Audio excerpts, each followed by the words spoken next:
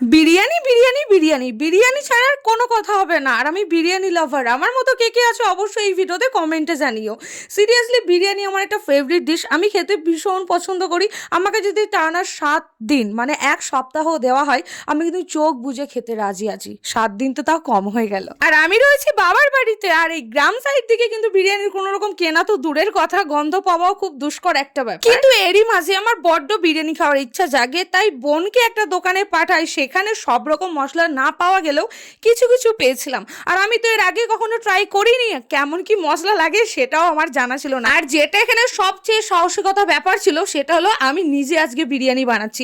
এর আগে কখনো ট্রাই করিনি, আর আমি ভাবিও নি কখনো আমি বিরিয়ানি তৈরি করতে পারবো। আমার মতো কে কে ফার্স্ট ট্রাই করেছিলে? আর ফার্স্ট ট্রাই করেই কিন্তু বিরিয়ানিটা বড্ড ভালো হয়েছিল খেতে। মোটামুটি সবই পেয়েছিলাম, না পাওয়ার মধ্যে জাস্ট একটা জিনিসই ছিল, সেটা হলো কেশর। এখানে ওটা পাওয়া যায়নি, বাট বিরিয়ানিটা অসাধারণ হয়েছিল।